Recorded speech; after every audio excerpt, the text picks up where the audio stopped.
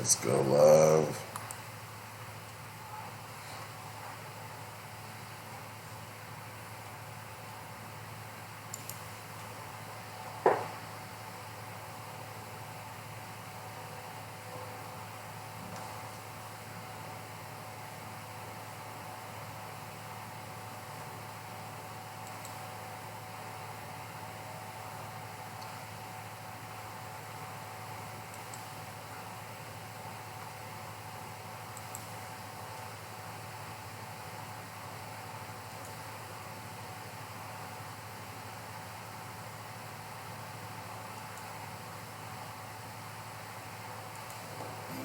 Hey friends, Father's Day is right around the corner, and Coleman's Dynamic Products is offering a dynamic gift just for Dad. Pick 6 for Dad. Any 6 items in my product line. Coleman's Dynamic Rib Rub, Dust, Juice, Nuts, Batter, you name it, all for only $29.95 plus shipping and handling. Upgrade to Pick 10 for only $39.95. Pick 6 for Dad. You must call 615-554-0568 to get this dynamic Father's Day special. Dad and you will be. Hey, Miss Tamika, you were supposed to be calling me. I was trying to get you on the show. Downloadable cookbook. We want to say Happy Father's Day for all Hey, Miss Jackie. fathers out there. And while you enjoy your day, don't forget to bake it, grill it, smoke it. Oh yeah, with Coleman's Dynamic Product. Pick 6 or pick 10. You must call 615-554-0568 to get this dynamic Father's Day special.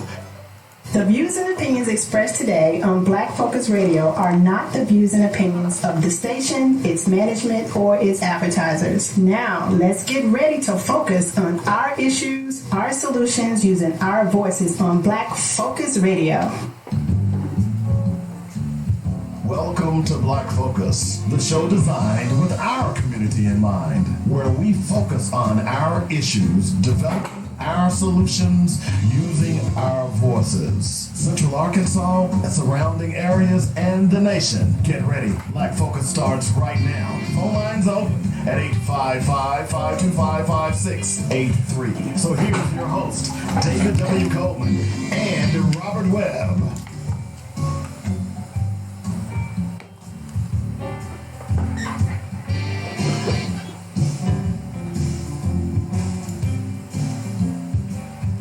You're gonna need to.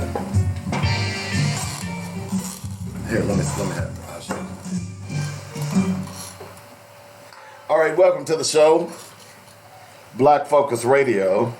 Our issues, our solutions, our voices. 855-525-5683 is the number. That's how you get in touch with us. If you want to talk, you can also hit us up on Facebook. I am also streaming on YouTube as well. So go ahead and do that. I'll be posting the YouTube stream here in just a second. It should be up here in just a moment. It'll show us here in a moment. Got a lot of stuff to talk about today. No ifs, ands, or buts about it. I want to welcome everyone to the show who joins me on YouTube. Don't forget that you can set up a watch party.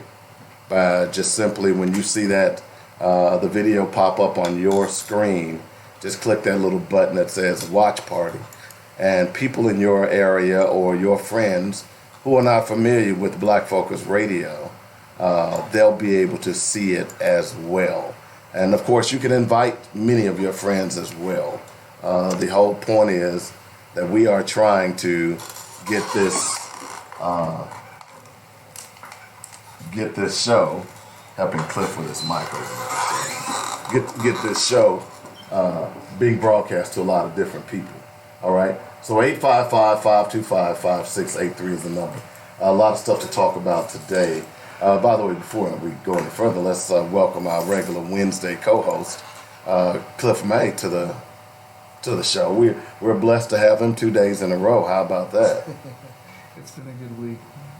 So how's it going with you, man? I'm a little tired today. A little tired, huh? Yeah. I'm doing good though. I'm glad to be here. You have to power through it, brother. Power through it. You know what I'm saying? 855-525-5683 is the number. Wow, where do we want to start, man? We've got so much stuff that's going on today. Someone just liked Black Focus Radio, Calvin Deshaun Everhart. Really appreciate that, of course. So you all keep liking it, keep spreading the word. As I said, there's plenty of stuff to go around as it relates to this country. We're gonna talk a little bit. Have you seen the Ben Carson video? About the Oreos? Yeah. I saw the picture. I kind of saw the story behind part of it. Yeah, unfortunately. We're going to talk about that today. I don't know how you can be... and... there's just so much to unpack. It is the weirdest thing that I have... I mean, but again, that's this presidency. So we're certainly going to talk about that today. If you don't know what I'm talking about, you'll... I don't know. We might play the video. We might not. We'll see. But it's the name's in the package. But it's just for him to be as ignorant as when you are proven an ignorant fool, and then you prove to everybody else that you are an ignorant fool, then you're a damn ignorant fool. But it doesn't make a whole lot of surprise since what was it last year that he spent $6,000 on cutlery and. That was pretty bad. But I'm just saying. I don't want to get into it yet. But just to give you an idea of what we're going to talk about today, and the tease is like this, and we'll do a black factor in a moment. Is or isn't going to get ourselves impeached? Y'all get that right? Okay. That's an old, there was somewhere in Tennessee about 25 years ago, whereas that they were trying to get a prison built in their county, and their little pitch was, is or isn't going to get ourselves a prison. I kid you not. So that's where I borrowed that from, because that's them country bumpkins. And the same country bumpkins who don't understand what Trump is doing to them. He's robbing them blind while you're supporting them. So I had to throw that vernacular. So that's where that came from. Sounds like something from the Ozarks. Yeah, it says reports show obstruction at least 10 times, and the speaker believes there was a cover-up. So what's the problem? Okay, Ben Carson, exclamation point. If you don't know, go and sit down and eat some Oreos. You'll get that in a moment. Mitch McConnell, by the way, has been implicated in a Russian aluminum deal. I've told folks that part of the reasons the Republicans are running roughshod over the law is because they've been implicated. There's dirt on all of them, okay? And the Russians used racism as a weapon against America. I'm going to tell you why it's a brilliant move. Okay. It's always been there. So I'm gonna tell you why it's a brilliant move on the parts of the Russians, and you really can't blame them. So those are some of the things that we're going to talk about today, and remind me to talk about the black guy, Lil Nas X, who's at the top of the country music charts. After they didn't let him in the first time. And white folks are going crazy in Nashville. I love the song. I don't know the song and don't care about the song, but I'm just saying. I sent it to you last night. I've heard bits and pieces of it. It's a good song. But the point is this: it just proves that white folks are racist. Period. End of story. And because I lived in Nashville for 15 years. I knew the country music industry was one of the most racist. They can't be. They have Hootie. He sings country music. They didn't want Hootie there. Trust me. I'm telling you, dude. I got inside dope on that, bro. Look, our studios was right on Music Row. So I'm just saying. Anyway, so we'll get into all of that here in a moment. By the way, we're speaking of Nashville. We're gonna drop a bomb on Steve Gill. He's one of the conservative talk show hosts who always talks about black people not taking care of their kids. Well, guess what? He just got his with a child support order. I'm sorry. I don't need me to be laughing.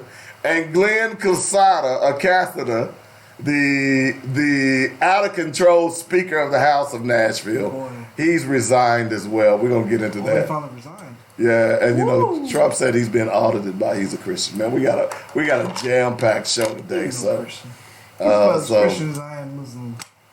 So let's see here. I'm trying to find a black fact right now. So, I mean, this. I saw that too. I was like, yeah. Oh man, this is just. I mean, the more I don't know really what to say about some of these Christians. Oh, you know what? I want to do this. Did you hear about the black woman who was her home was raided because she was playing Malcolm X music? We'll talk about that later on. But I want to talk a little bit today about Move. And Chris James is coming on the 31st. Okay, and by the way, Dr. Rosie Milligan is tomorrow. Yeah. So we're looking forward to her as two great guests. Tomorrow as well, and we'll be our Black Fact today is going to be about Move. 85 bombing. And you all may not know that. And the reason I'm doing this, and let me go ahead and open it up right here. Dynamic Black Facts. Our culture, our history, our people. The reason I'm doing this is because I read a piece on PBS last night, which I was actually going to use it as the Black Fact, but come to find out that the piece was talking about how many people today, black people, don't know about what happened with Move. Okay? And so I think it's important for us to understand, number one, the United States has dropped bombs inside its borders only twice. Do you know what they were? You say Tulsa and Move. Tulsa and Move. You're exactly right. Philadelphia in 1985, and Tulsa, Oklahoma in the early 19-teens. They would have dropped it on that turn if they had the technology. Exactly. So I thought it was important that we talk a little bit in the Black Fact today about Move. You know, and this is a classic example of black people, because they didn't look like regular black people, that we kind of just sat back and condoned this until we looked back and realized what the implications were. Move is a black liberation group founded in 1972 in Philadelphia by John Africa and Donald Glassy, a social worker from the University of Pennsylvania. The name was an acronym.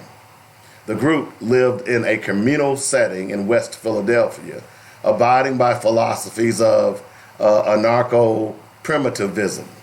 The group combined revolutionary ideology similar to that of the Black Panthers with work for animal rights. The group is particularly known for two major conflicts with Philadelphia Police Department. In 1978, a standoff resulted in the death of one police officer, injuries to several other people, and life sentences for 9 members who were convicted of the killing. In 1985, another confrontation ended when a police helicopter dropped a bomb on the Move compound, a row house in the middle of the 6200 block of Osage Avenue. The resulting fire killed 11 Move members, including 5 children, destroyed 75 houses in the neighborhood. The survivors later filed a civil suit against the city and the police department and were awarded a measly $1.5 million in a 1996 settlement. Now, let me say this, that during that time, you all understand that in Philadelphia, they had a black mayor. His name was Wilson Good. That's kind of ironic, isn't it? So the point is that many of these people who were black, who practiced a different philosophy, self-sufficiency. By the way, no one went to jail for those 11 MOVE members being killed. There were a couple of MOVE members who went to jail, but no police, no firemen, whomever gave the order to drop that bomb, no police chief. So the point being is that if you don't believe that this country will do anything against black people based on its history, then you're crazy. And if you're not talking to your kids about the MOVE or the MOVE organization, then you're missing out on something significant about history. We cannot just simply brush this under the rug. And here's why it's so important to me, because it happened on my birthday, May 13th, 1985. Let me just read a little bit more of this, okay? In 1981, MOVE relocated to a row house on 6221 Osage Avenue in the Cove Creeks area, West Philadelphia. Neighbors complained to the city for years that trash around the building, confrontation with neighbors, and that MOVE members were broadcasting sometimes obscene political messages by bullhorn. The bullhorn was broken and inoperable for the 3 weeks prior to the police bombing of the row house. Y'all get this, right? And by the way, it's kind of ironic because over the weekend, there was a black lady who was arrested and her place was ransacked by police because she was playing Malcolm X's speeches. The police obtained arrest warrants in 1985, charging 4 MOVE occupants with crimes including parole violations, contempt of court, illegal possessions of firearms, and making terrorist threats. Mayor Wilson Goode and Police Commissioner Gregor J. Sambor classified MOVE as a terrorist organization. Residents of the area were evacuated from the neighborhood. They were told that they would be able to return to their homes after a 24-hour period. On Monday, May 13th, 1985, nearly 500 police officers, along with the city manager, Leo Brooks, arrived in force and attempted to clear the building and execute the arrest warrants. Water and electricity were shut off in order to force MOVE members out of the house. Commissioner Sambor read a long speech addressed to MOVE members that started with "Attention MOVE, this is America." When the MOVE members did not respond, the police decided to forcefully remove the members from the house. This was an armed standoff with police who lobbed tear gas canisters into the building. The MOVE members fired at them, and a gunfight with semi-automatic and automatic firearms ensued. Police went through over 10,000 rounds of ammunition before Commissioner Sambor ordered the compound to be bombed. From a Pennsylvania State Police helicopter, Philadelphia Police Department Lieutenant Frank Powell proceeded to drop 2 one-pound bombs, which the police referred to as entry devices made by the FBI, supplied Tovax, a dynamite substitute, targeting a fortified bunker-like cubicle on the roof of the house. The resulting explosions ignited a fire from fuel from a gasoline-powered generator stored on the rooftop bunker. The fire spread and eventually destroyed approximately 65 nearby houses. Despite the earlier drenching of the building by firefighters, officials said they feared the MOVE would shoot at the firefighters.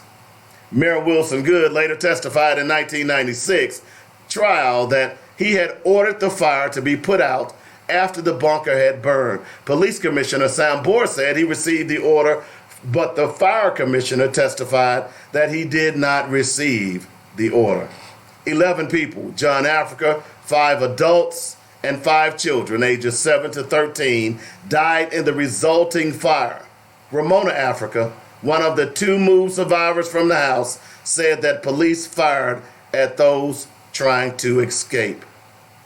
Mayor Good appointed an investigative commission called the Philadelphia Special Investigation Commission, charged with William H. Brown III. Police Commissioner George Sambor resigned in '85. In a speech the following year, he said that he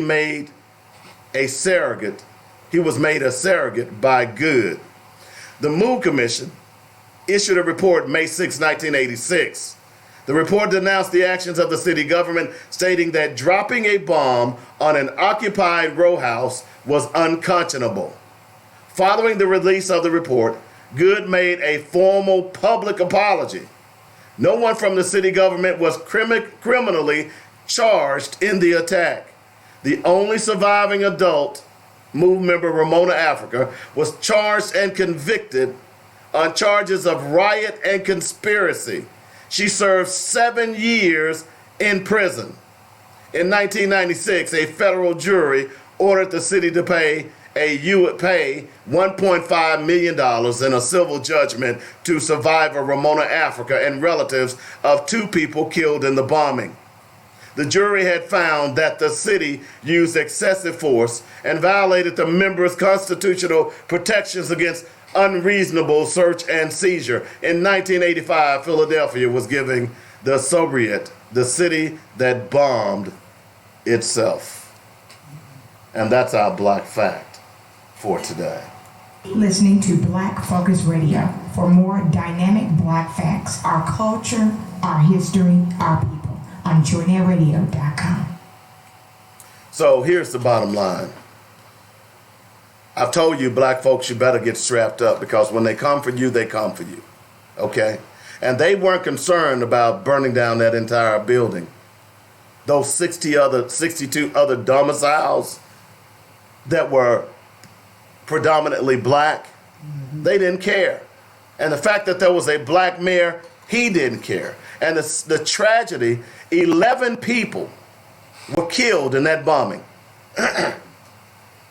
They awarded Ramona Africa $1.5 million. That's barely $100,000 per person. That's chump change. You see what I'm saying? And 5 of them were children. They just gave Justine Damon's family $20 million. And on top of that, no one who ordered the bombing, not Sambor, not the black mayor, Wilson Good, not the police chief, no one served any time. Or apologize. Yeah, Wilson, he finally made an official apology. But no one served any time. But Ramona Africa, she spent 7 years in prison. This is your America. This is when I talk about reparations. This is your America, America. Look, when we look at all of the mayhem that police are causing in our communities, we have to ask the question, is it ever going to stop? And my answer is no, until we stand up. There's a great picture out there of wealthy businessmen sitting around a table. And on that table, there's all kinds of money and investments. What's propping up the table are people bent over. The table is placed on their backs, and the caption reads, if you want to change America, all you have to do, all black people have to do, is stand up. It's time, folks. This is more history of what black people have done to us. There's only 2 times in the history of America. One time where the United States military bombed a city. And the next time it was the police department who used the FBI to bomb a city. One was Tulsa, Oklahoma. All of it was black-owned property, and the other one was, guess what? Philadelphia. So I wanted to talk about that a little bit because when I saw that piece on PBS where a lot of young millennials had never heard that story, you understand why history is important? How is it that you live, and some of the people lived in Philadelphia who had never heard that story? Wow. Hello? How is it that you don't know? You don't know because they don't want you to know. We cannot, let me say that again. We cannot depend on schools ran by white people to teach us our history. It must be done in our homes. It must be done in our churches. That's the only way. It must be. Look, if you have a daycare center, I see all these sisters, all these black people owning these daycare centers. Are you teaching black history in your daycare centers? Oh, maybe you're not because you got one white child and you don't want that poor white child to feel left out. Well, that's all the more reason why you should teach it, because that will give that white child a sense of, wait a minute, what I'm being taught at home is not correct. So if you got a daycare center, an early childhood center, and you're not teaching black history on a regular basis, then you are robbing our black children. Hello? Yes, I said it. You can get mad. Don't give me this mess that, I got 2 white kids in my center, and I don't want them to feel, look, I tell you what, when you take your little black child to those white centers, what are they teaching them? We must teach our own history, because if we do not, it has been proven that they're not. Sorry. That's a fact, Jack. 855-525-5683 is the number. So, all right, so let's talk about Ben Carson for a moment. I remember when I bought the book Gifted Hands, and I read that book to some kids that I was working at Project C that was in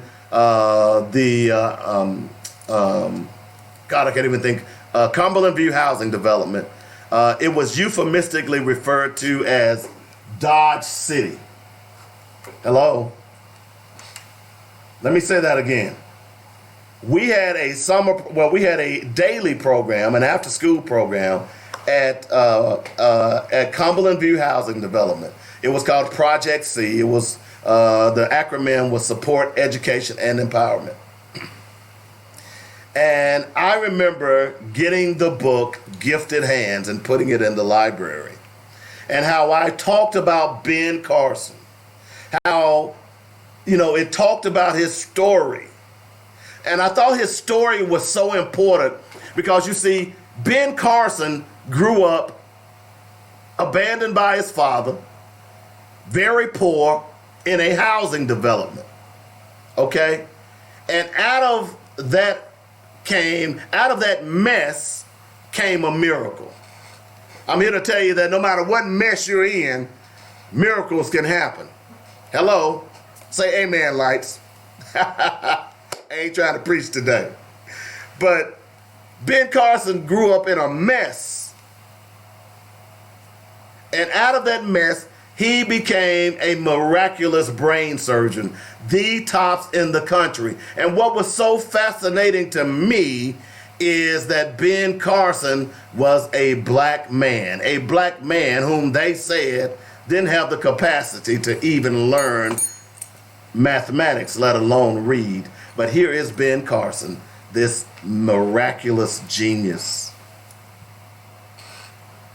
But over the last few years, I've grown to detest Ben Carson, similar to how I'm beginning to feel about Tiger Woods as well.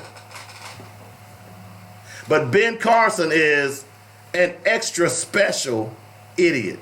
Now, I know you have to be careful when you say, okay, how can you call Ben Carson an idiot when he's a brain surgeon? Boy, that's ironic, isn't it?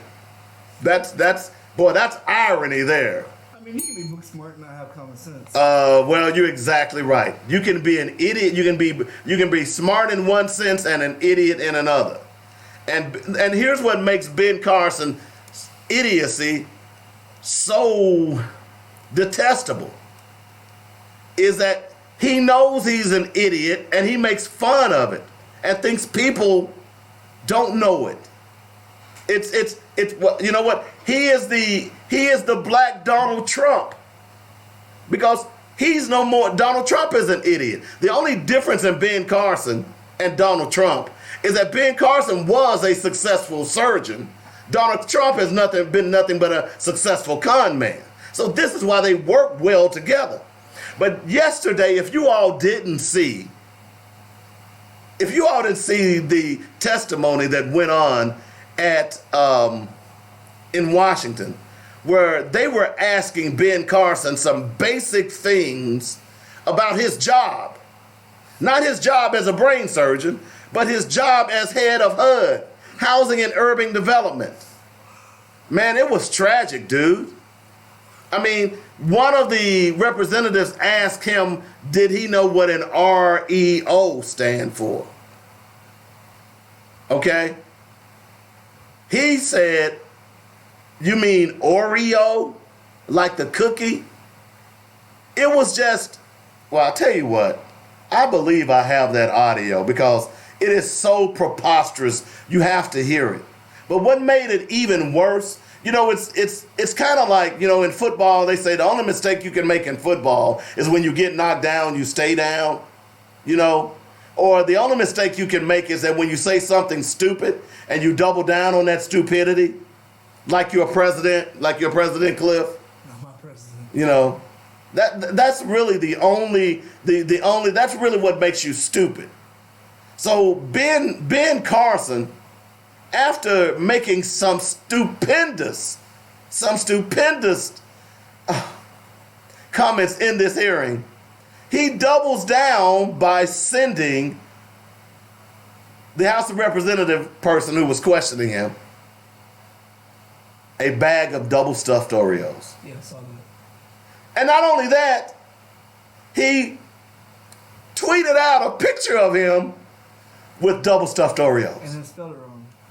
I mean, oh my God. I mean, I was embarrassed for him. I was embarrassed for black people. Let me see if I can get this audio. I mean, really? Ben Carson? Really? All right, let's see if we can play this.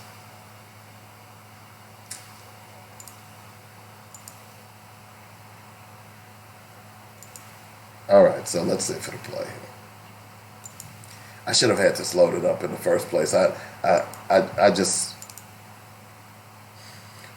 oh man. I mean, the question was, and here's the question: do you know what an REO is? Carson replied, perplexed. Oreo? Representative Porter, REO, not an Oreo, REO. Here's Carson's reply. Still perplexed. Real estate? Then Porter asked him, what did the O mean? Organization, he replied.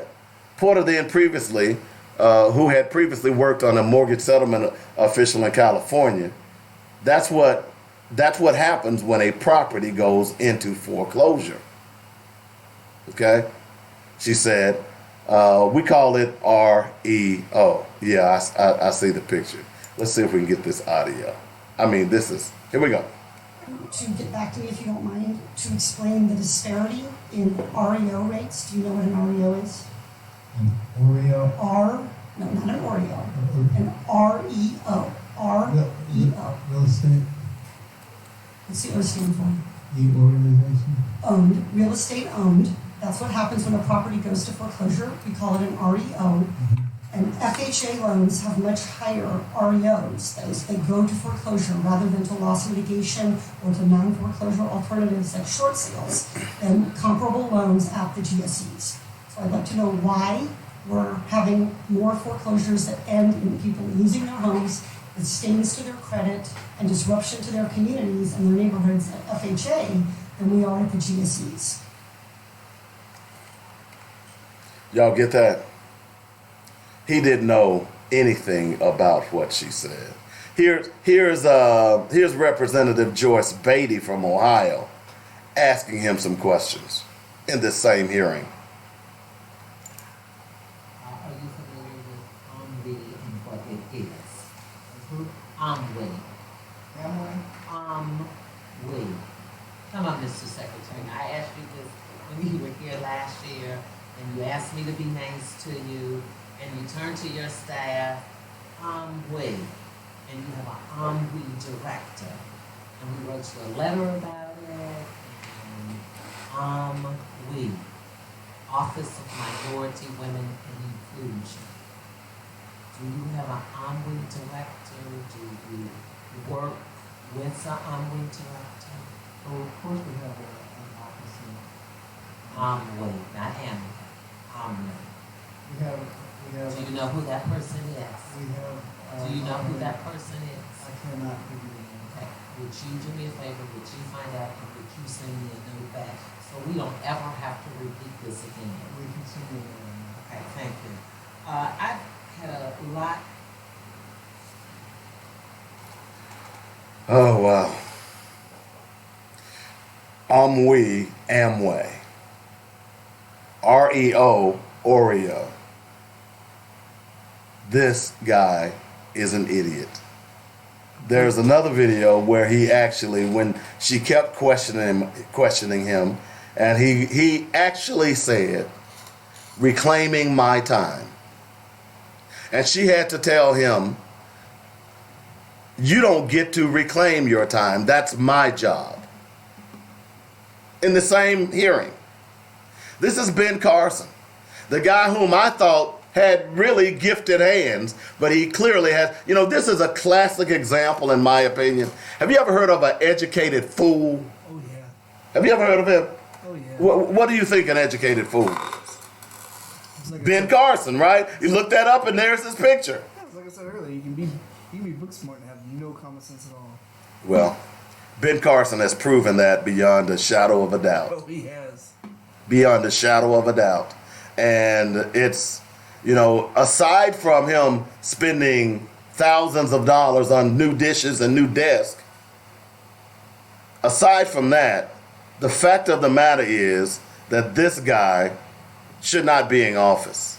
And then when you double down and you send that Congresswoman Porter double stuffed Oreos and make a joke about it and tweet about it. I mean, dude, are you serious? This is about the American people. Yeah. This is about our dollars. I mean, she was talking to him about, you know, the carbon monoxide sensors that should be in all public housing. He had no clue. People are dying that live in public housing from carbon monoxide poisoning, and it is the job of the HUD administrator to make sure that these houses are habitable, and they're not. And he's in there laughing about it.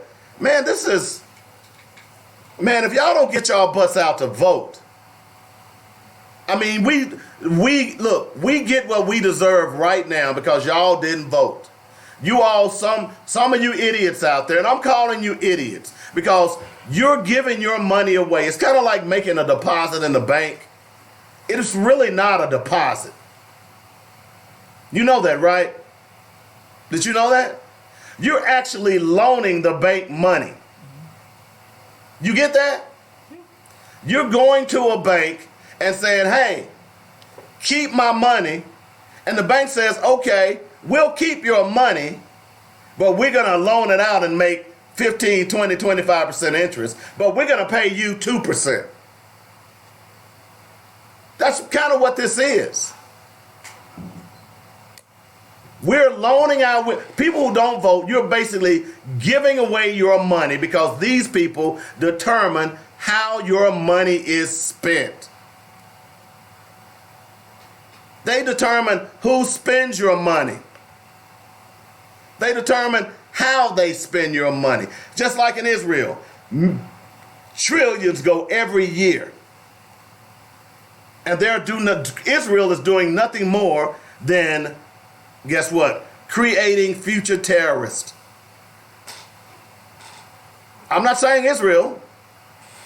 I'm saying that when you drop a bomb on my house and it kills my family, and I'm a 10-year-old, it kills my mama, my daddy, my uncle, my cousin, my sisters, my brothers, I'm the only one left,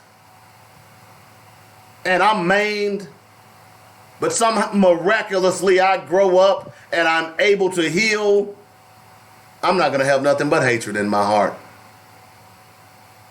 That's where your tax dollars are going, but it's okay because you don't vote.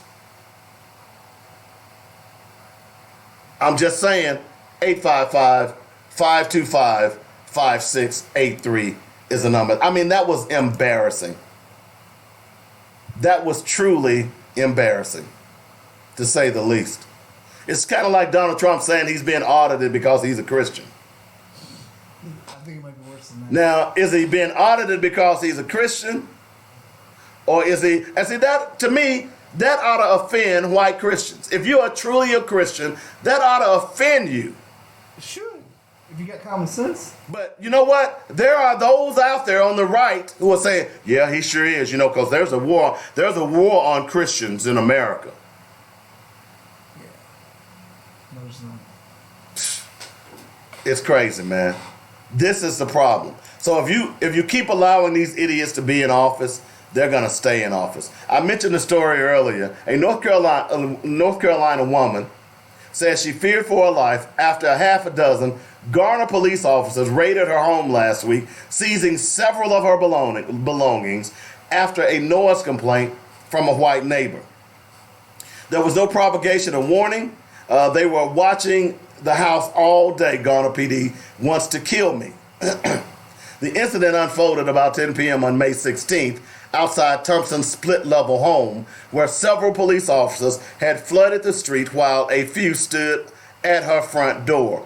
Thompson's children, who initially hid in the upstairs bathroom, took out their phones to record as their mother answered the door. After reading the search warrant, Garner officers spread through the Thompson's house and seized an HP laptop, a computer monitor, speakers, at least 7 iPhones, a MacBook, an alarm clock, charging cables, according to the outlet. To make matters worse, Thompson was slapped with a court summons for allegedly violating the city's noise ordinance after her next-door neighbor, Dawn Barnett, complained that she played Malcolm X speeches too loudly. Thompson's attorney called Thursday's raid absolutely overkill. The raid was officially insane and based on an unconstitutional statute. Doing a midnight raid with 9 officers over a noise ordinance, of all things, is a disproportionate show of force that shows there's something else at play. It's intimidation. Of course it's intimidation. That's all it is. Of course it's intimidation. That's all it is. Maybe some racism. where would you get here's the irony There's behind no it. murders going on to investigate? Where would you get what judge would sign a search warrant A white judge. for a noise A ordinance white judge. at 9 o'clock, 10 o'clock at night? A white judge. Of course there's something else at play.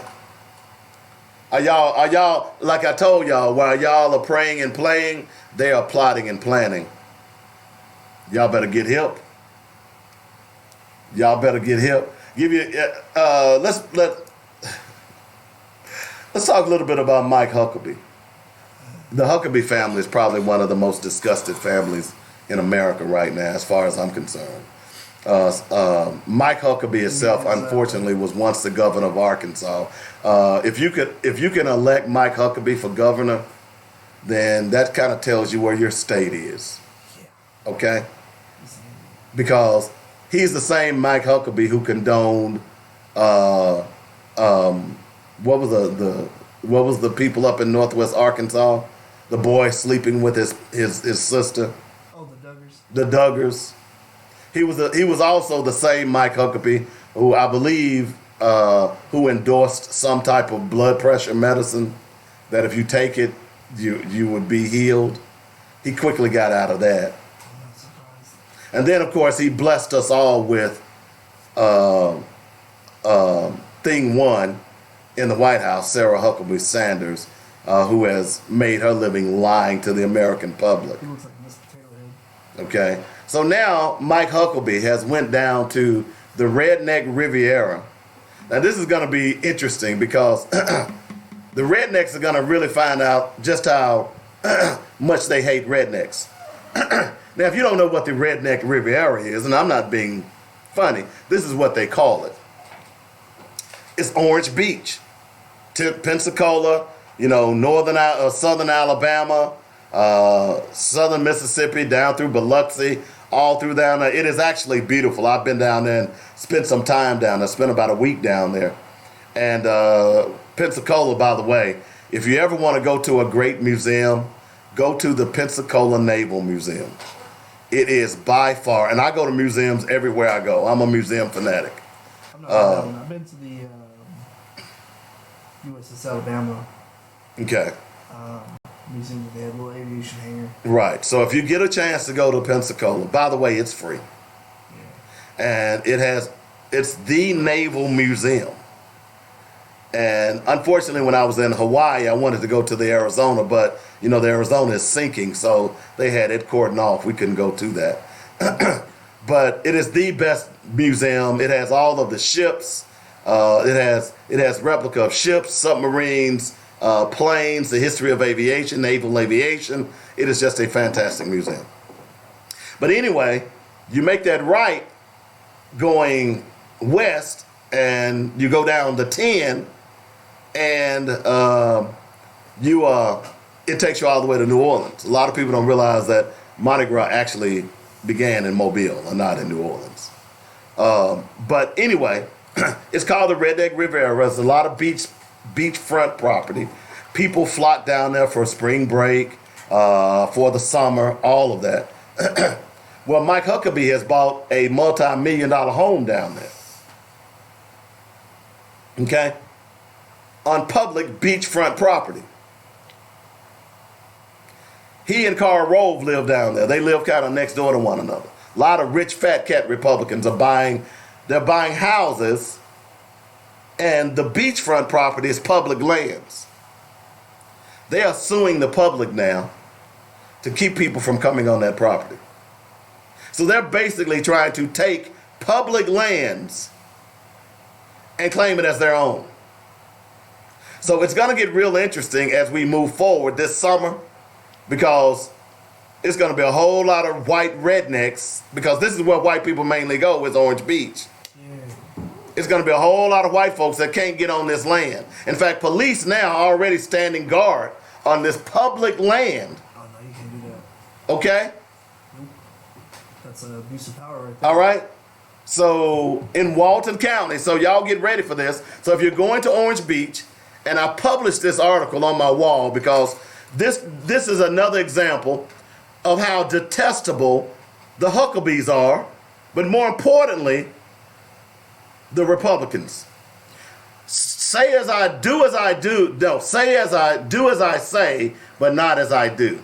We'll tell you that y'all are being discriminated against. We'll tell you that there's a war against your faith.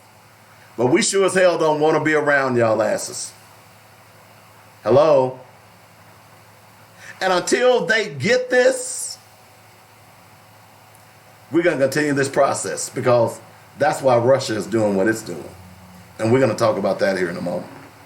But I just wanted to throw that out there for you. The former governor of Arkansas, he's given up the grasslands and the fields of Arkansas and headed to Orange Beach. And he's still in land in Florida now.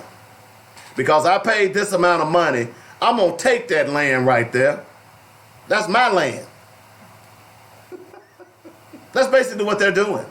Yeah, you can't do that. That's public property. So that's going to be something to watch. It's just amazing. And by the way, let me give you another example. Let me just read this to you.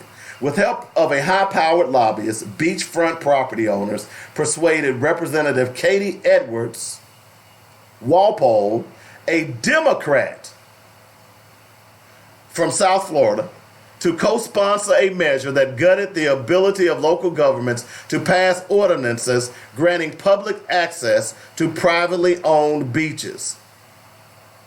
2 other counties have already had these ordinances were grandfathered into the law, leaving Walton County as the only place where the bill would invalidate an existing ordinance. When the law went into effect July 1st, 2018, Walton County homeowners quickly put up no trespassing signs on their beaches, hiring armed security and installing ropes to cordon off their little pieces of paradise. Huckabee wrote a thank you note to the Republican co-sponsor of the bill, complaining that he and his neighbors were demonized as greedy, selfish, rich owners who want to deprive the poor of their rights. He added, I found used condoms on my walk down, glass bottles, dog feces litter, sharp tent poles, large tents and large groups with boom boxes make using my own property very difficult during high season. That ain't your property, dog. So they passed a law in Congress to steal the land, public land in Florida.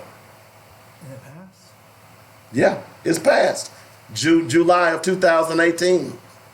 The bill didn't just ruin the vacations of tourists who rented houses near the beach, only to encounter security guards who chased them off it. It also prevented Huckabee's neighbors, who owned the modest cottages behind his mansion, from using the beach just steps away from their front doors. All those thousands of people who've invested in homes that are close to the beach, are they going to be allowed to go to the beach as they have for years, says Dave Roshkob, who owns a restaurant in Seaside, a wealthy Walton Beach community a few miles from Huckabee's house? Probably not. There you go. That's just pure stupidity. Well, again, you get what you vote for. That's why I read this story. You get what you vote for.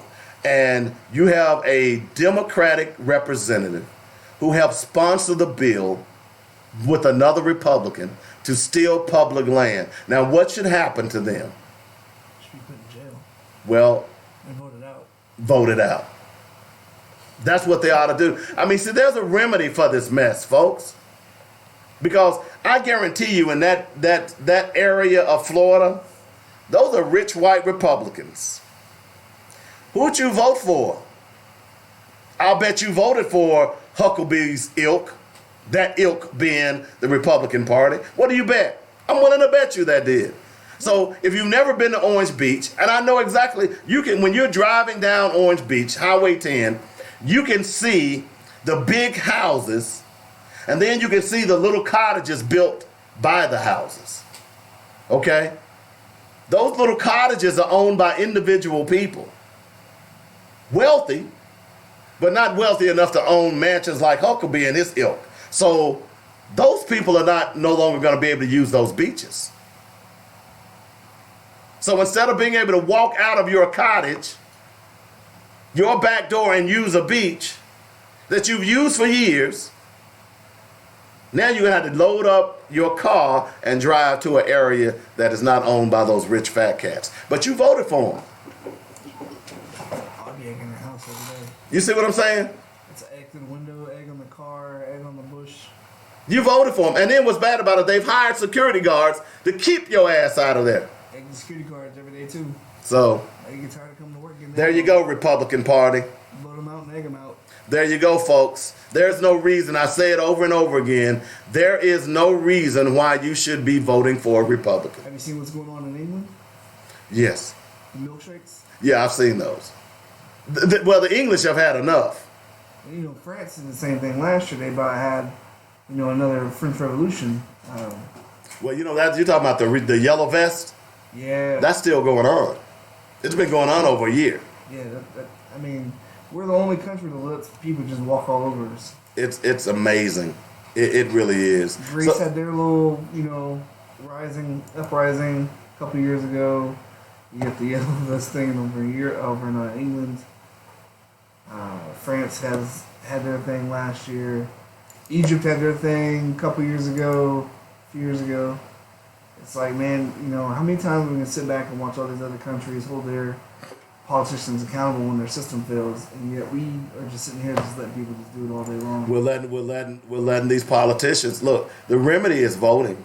Yeah, the remedy is voting. You don't need term limits, although I'm glad we have them in some places. But you don't need term limits.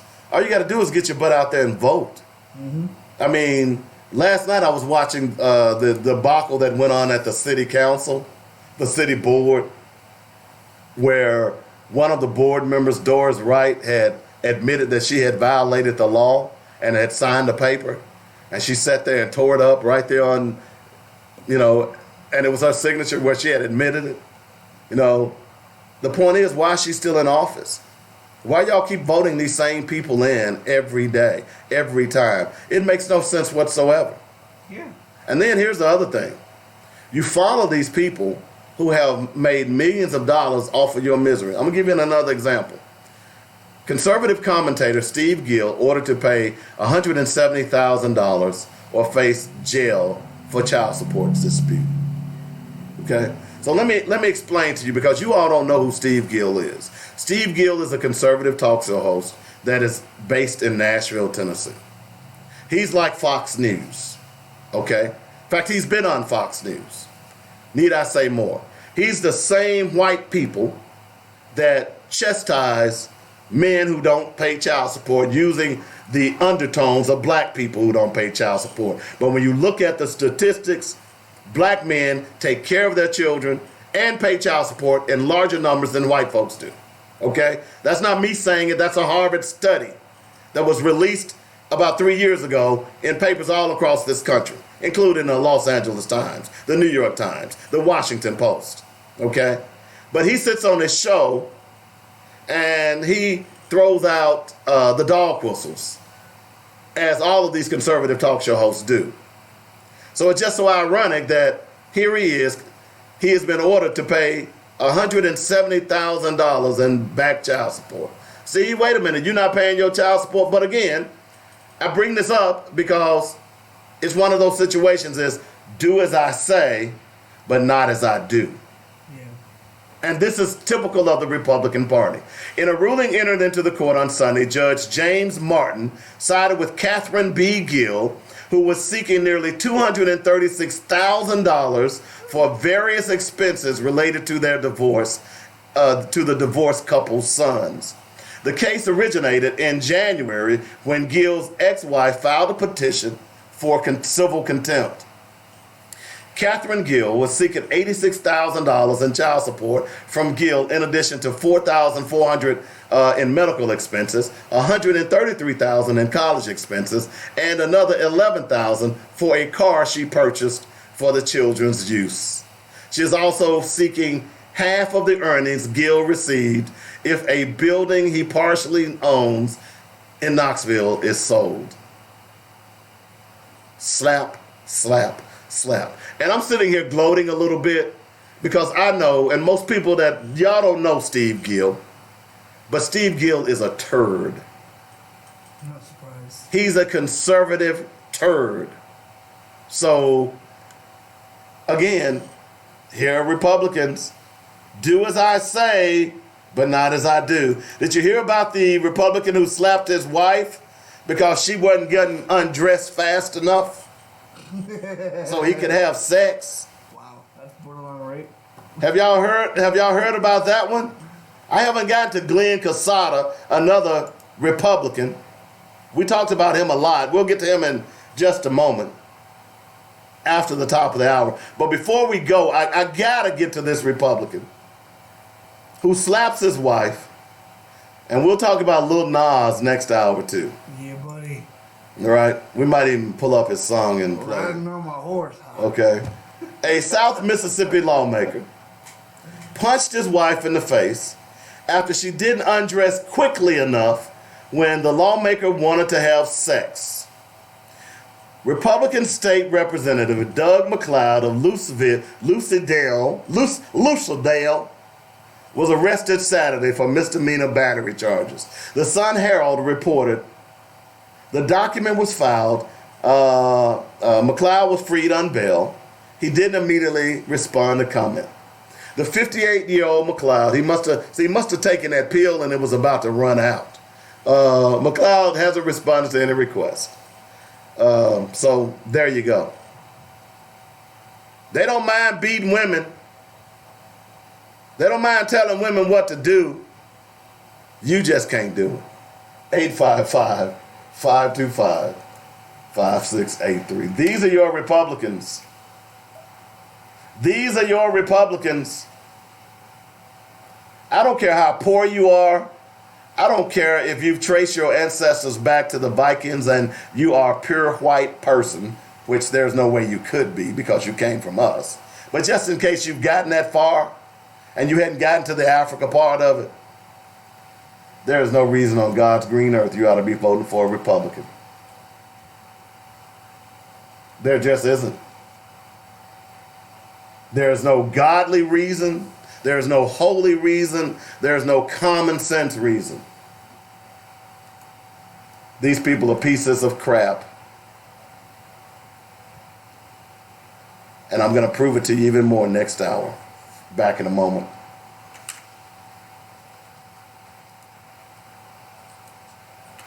All provides our clients the personal care and attention that larger law firms cannot offer. Our experienced attorneys have brought hundreds of cases to verdict in state and federal court and recovered millions for our clients. If you or a loved one have been injured or have property wrongfully damaged, we may be able to help. Do not hesitate to contact our firm anytime for a free attorney consultation. Call 1-800-848-1290. That's 1-800-848-1290. Or email inquiry arkansas-personal-injury.com. Our law offices are centrally located at 212 Center Street in Little Rock. That's the law offices of James F. Swindoll, personal injury and products liability attorney serving Arkansas since 1977. Mitchell Funeral Home welcomes all of Arkadelphia and Arkansas to connect with a family-owned and operated service provider in Carson. All right. Yeah, Hugh's got something going on about church stuff. Oh, okay. That the funeral is a celebration of life and legacy, so the entire staff takes great pride in the caring, personal, and professional services they provide. Cremations, funeral planning, burial policy, life insurance, notary, and monument sales are just a few of the services they offer. Flexible packages are available as well. Mitchell Funeral Home appreciates the trust and confidence placed in them and will continue to enhance their services so as to serve you better. Call now. Get connected. 870-246-2611. That's 870-246-2611. Call, click, or come by. MitchellFuneralServices.com. Don't wait till we're needed. Call us now. Let's walk through this together. 870-246-2611. It's quality you can appreciate and service you can depend on at Mitchell Funeral Home. Fill your home for the holidays with Bedrock Mattress and More. Bundle and save for every room in your home. Package deals just in time for the holidays. Our first bundle starting at $598. Perfect for a dorm room. Bundle deal 2, only $15.99. Enough to fill your first apartment. And fill your home with our third bundle starting at only $24.99. Come get these deals while they last. Special pricing going on now through the end of the year. Celebrate this holiday season with something new from Bedrock Mattress and More. 3901 South University in Little Rock.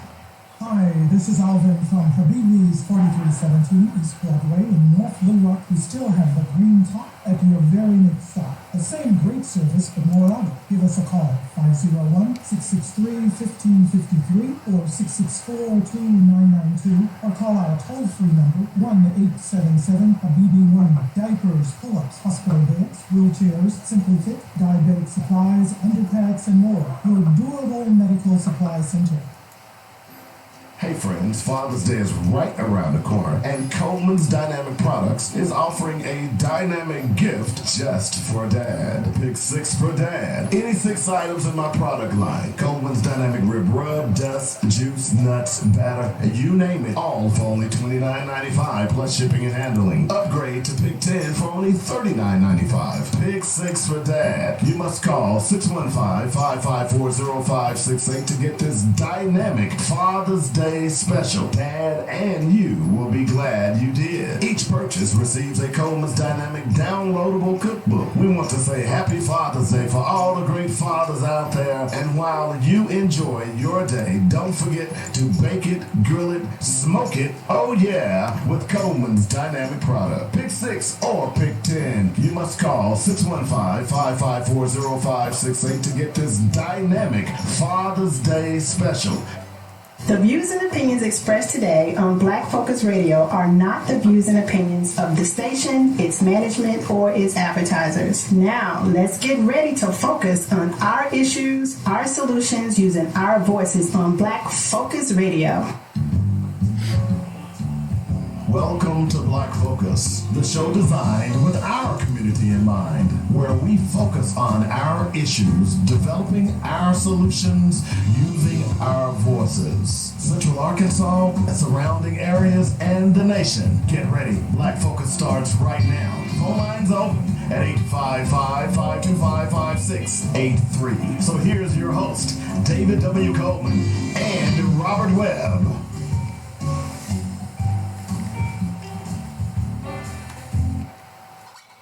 Hey, what's happening? Dave Coleman in the house. Cliff is hanging out with me as well.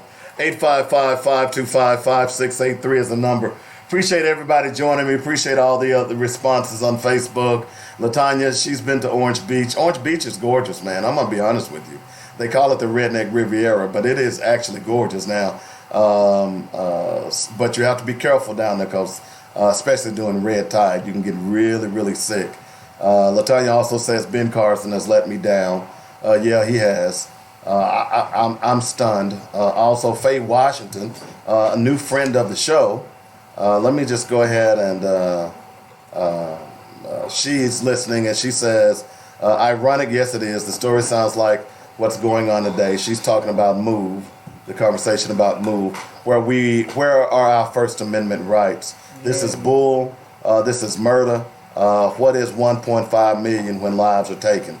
And not only just lives, but it was 11 lives that were taken. And nobody went to jail. We're talking about the MOVE bombing that happened 1985, May 13th. And the reason I think about it all the time is, like I say, it happened on my birthday. And it was disturbing as I watched it live because they broadcast, the local television stations broadcasted live. That's crazy. As that building burned. And you could hear shots. And as Ramona Africa said, police shot at people as they were trying to get out the door. That's just disturbing on a whole new level. And we should really be surprised because police in America have always been in existence to target black people. Like, they've never had, it was never about controlling crime or, protecting communities, unless it was protecting communities from black people. Exactly. Or to steal their land. And I even went back and researched this for one of my podcasts, but like one of the actual night watches that they had in the beginning, before it became into the slave patrollers and all that other stuff and the police, one of the main reasons that they had night watches was so that the white men of the colonies, this is back during the colonial times, was so that the white men could participate in gambling and prostitution. So the entire concept of police has no positive origins. There's nothing positive about it in its beginning. There's nothing positive about their role in society. I mean, in today, yeah, they might do some good things, like maybe stop some mass shooters or some crimes, maybe like through the FBI or something. But traditionally, local police departments have not. They don't have a positive origin story. It's just all garbage. 855-525-5683 is the number. More information on crooked Republicans. Tennessee House Speaker Glenn Cassidy set to step down in the coming weeks. The governor has told him he needs to step down Other people have told him to step down. I guess he's going to go ahead and step down now. That reminds me, I saw before I left the house this morning, let's see here. Remember the controversy with the Democratic Virginia governor? Yeah. Apparently the medical school did some research on that picture. Mm-hmm. And I saw I saw the tease this morning, but let's see. All right, but I didn't get a chance to see the article, so here it is. Let's see. Unclear Virginia Governor Northam posed in racist yearbook picture investigation find. The probe findings come more than 3 months after the scandal broke, when the picture surfaced online on a conservative news site, leading for Northam's resignation. So let me just ask you a question. Let me read a couple of these graphs. A months-long investigation into a racist photo on Virginia Governor Ralph Northam's 1984 medical school yearbook page could not conclusively determine whether he is one of the two people in the picture. Well, I would argue that you can, because all you have to do is get facial recognition software. Right. Okay?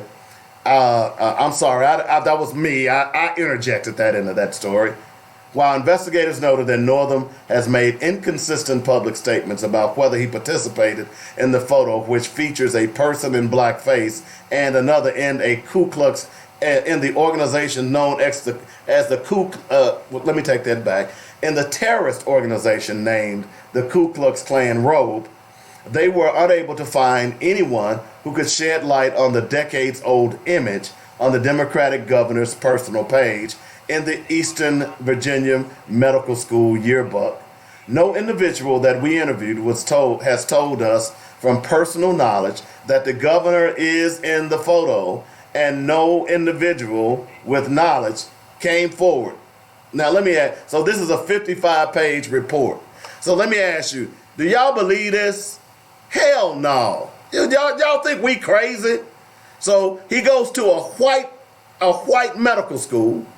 They post racist pictures in their yearbook. And do we really expect that anyone from that white racist medical school is gonna tell who posted white racist pictures in the yearbook? Here's another point. Cliff, you got a yearbook. Have you ever been in a yearbook? Yeah. What was the first thing you did when you got that yearbook?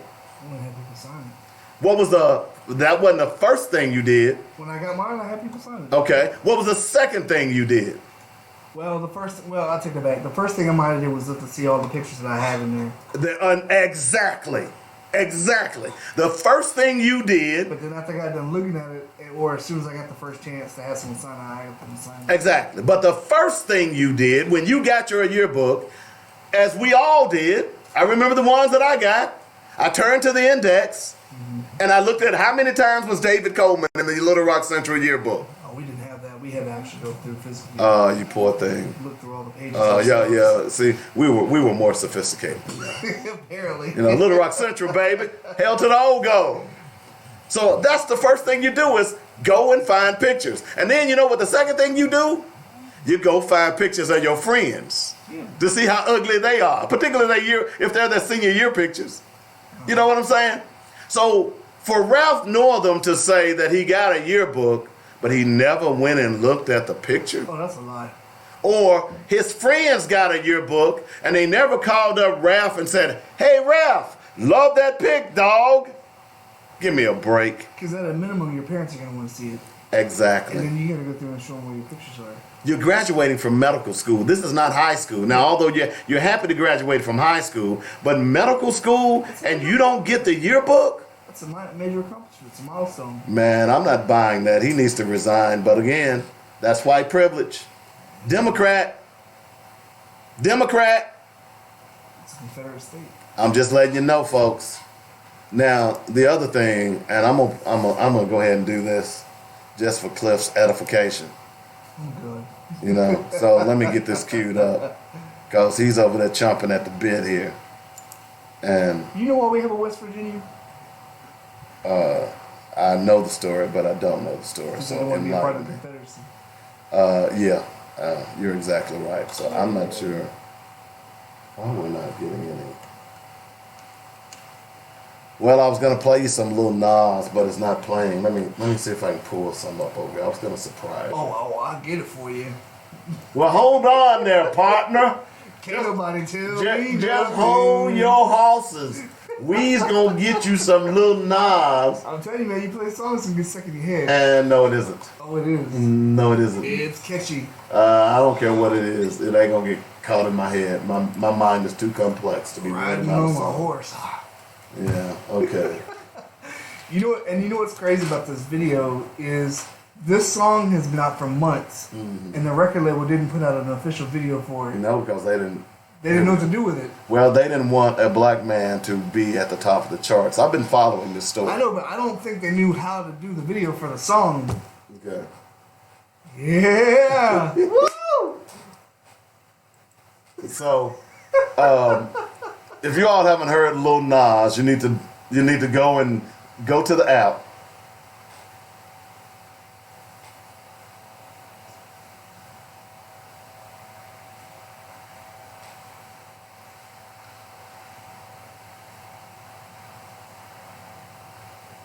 So we're playing this video.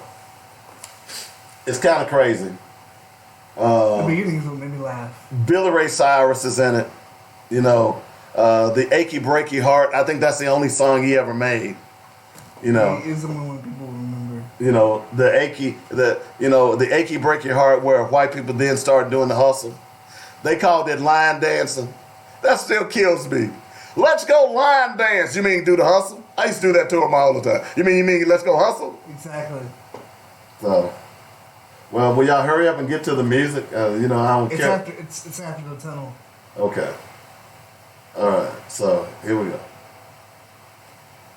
Yeah. Old Town Road by Lil Nas. Nas X. Or is that Nas 10? Lil Nas X. Oh, okay. Because I don't never know what that is. Yeah, buddy. All right. And I'm going to tell you why I'm playing this in a moment. Okay? I'm playing it because I got a country bumpkin in there for one thing. This is his favorite song. Hey, I know he's got it queued up in his car. I might play it when I'm on the way home. It's catchy. That's all I'm saying. It's catchy.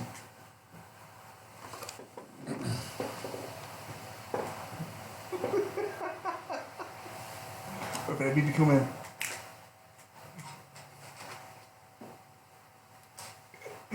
Get it, Dave. Get it. I am.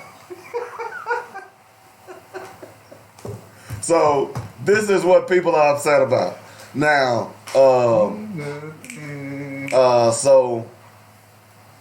let me think. What is the name of the song?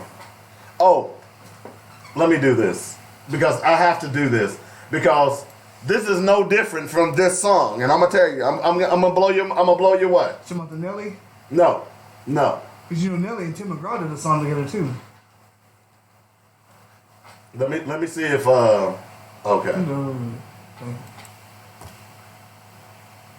All right. So Oh God. Wild Wild West? nope.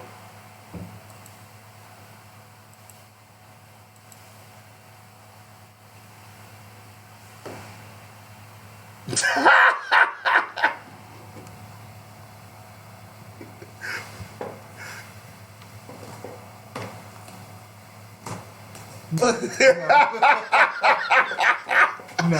Y'all ought to see Cliff's face. I just blew him away. You ever heard this song? Huh? You ever heard this song? I thought you were gonna play some Kool Moe Dee. Wild Wild No, West. no. It is nothing more than Lil Nas. That's what, look, this song at one point, I forgot when this song came out. It's called The Rappin' Duke. Looks like 80s. It's called The Rappin' Duke. And it is nothing more than a country song. Okay? It went up the charts. But the reason, I'm so tired. They can't do it. They can't do it. But see, the reason white people are upset because if you listen to that Lil Nas song, what did you really hear? It sounded more country, but with a little bit of With a little bit of what? A little bit of rap in there. No. Yeah, buddy. What did you really hear? Let's try this again, Cliff. I'm not sure what you're looking for on this one. You heard blues. Okay. You heard blues. Did you not hear the blues? Want the guitar? All of. Do we need to start it over? Lord have mercy. Okay, we're gonna start this over.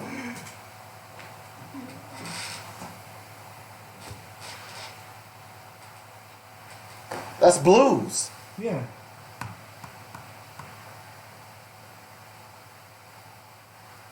That's blues. I never paid much attention to it.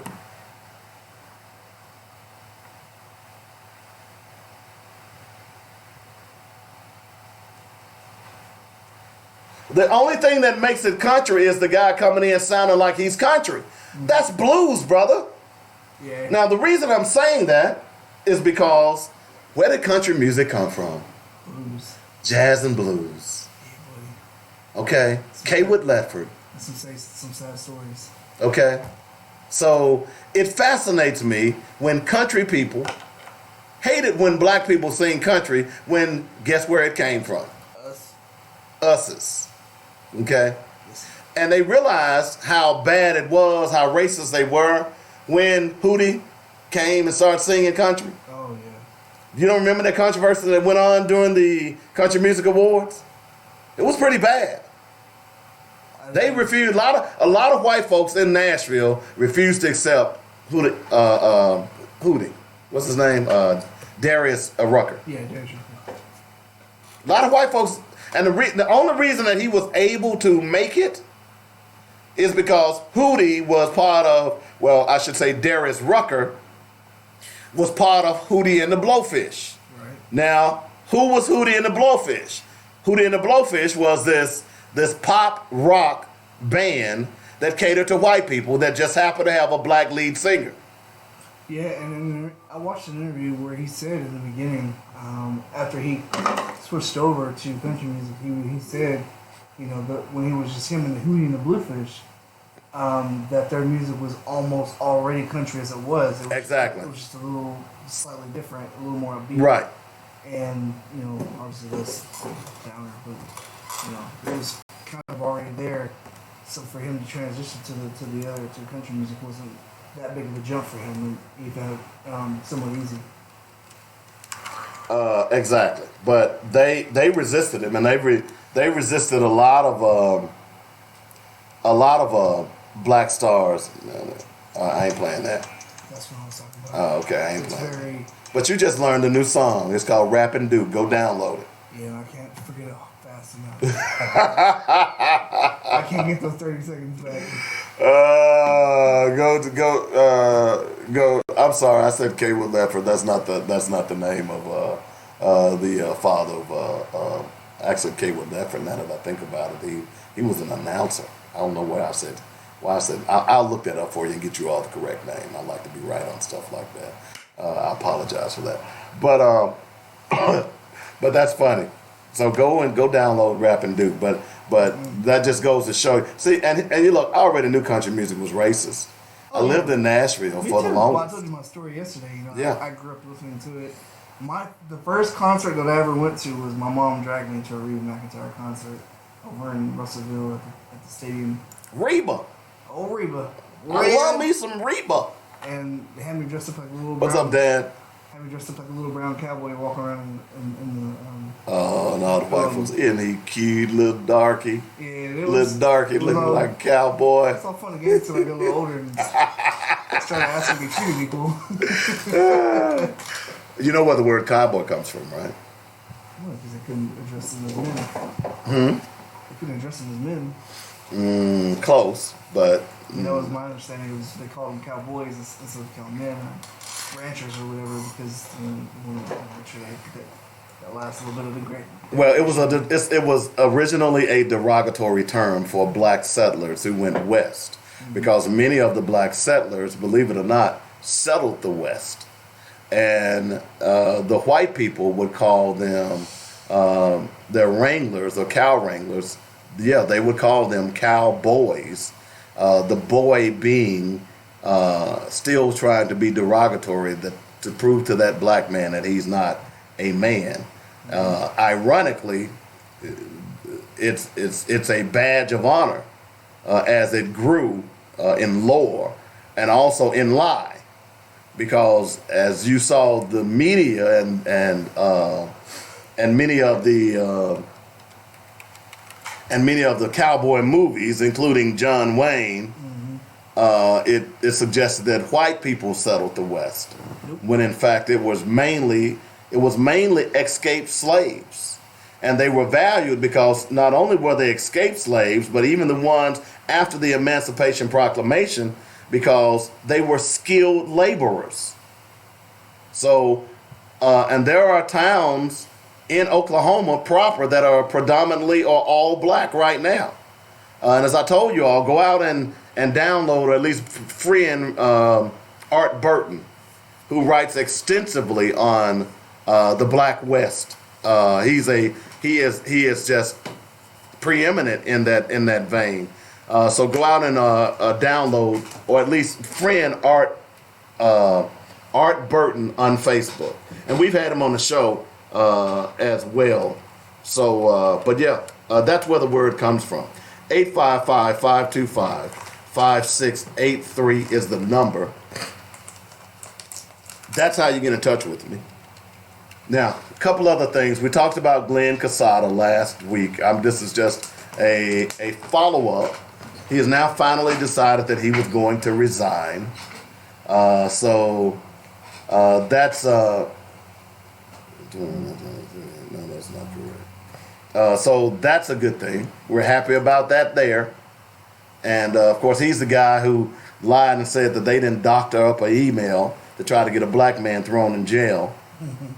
And then he turned around and said he knew nothing about the email. Come to find out that he and his chief of staff was trading email with racial terms in it, also picking out women, and his chief of staff apparently was snorting cocaine, allegedly in the office, and having sex with interns, but he said he didn't know nothing about it, although there was email suggesting that he did know about it. Okay, so he's now resigning because the Tennessee House has been a mess for sure. No ifs, ands, or buts about it. Again, we're keeping with our theme today. What is he? A Republican. There you go. And it's to the point now, what should we expect? Here's a story from Arkansas that I found interesting. A former Arkansas State Hospital psychologist has been sentenced to 5 years probation for taking a patient from the hospital without permission last year. Michelle Messer, 43 of Sherwood, negotiated a guilty plea to a misdemeanor count of aiding an unauthorized departure of a felony count of tampering with physical evidence. The plea was entered on Thursday. Messer left the hospital in Little Rock on March 20th with Corey Chapin, a man who'd been committed 3 years earlier after he told police that God had instructed him to abduct and rape a woman.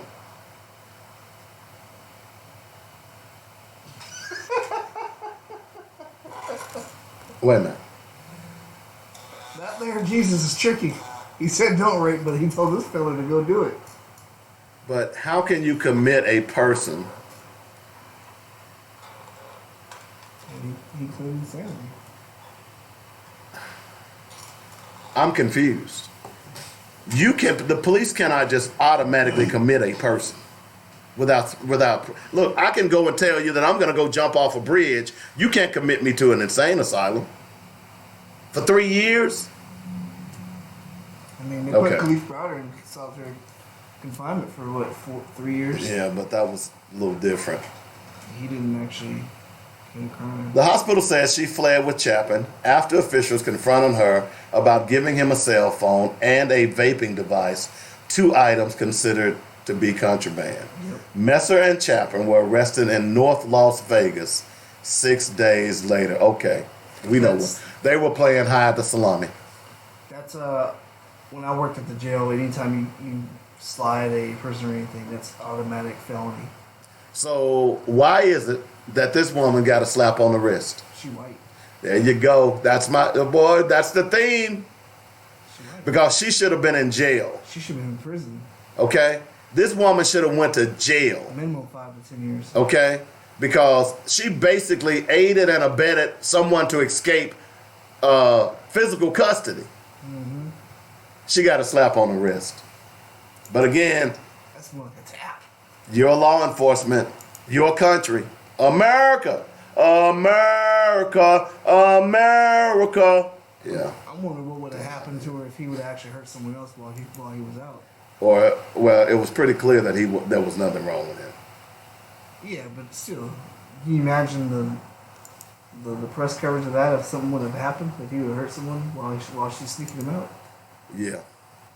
I mean, they out partying in Vegas and he stabbed somebody or It was pretty clear that raped somebody else. she just got the hots for this inmate. That's what happened. She got the hots for him, and I know how that happens, but I won't go into. I have an idea how that happens, you know. And people who are manipulators can easily look at you and know if they can manipulate you. It's kind of like homeless people. I kind of have that look. I ain't gonna ask him.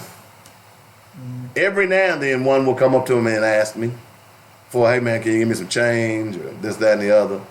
But most of the time, they rarely come up and ask me. I just have that look like, what you want? So they don't come up and ask me. But manipulators know who they can approach, and apparently this guy was a manipulator. Now it doesn't say what happened to him, you know, but he can argue that, hey, she told me to come on, let's go. I was just following the doctor's orders. You see what I'm saying? That's what he can say. 855-525-5683 is the number. Call the show. A couple other things because we're ahead. I want to talk about this Russia thing because we're going to spend the majority of the show, the rest of the show, on this Russia thing. But I want to remind people about the story of, well, here are a couple.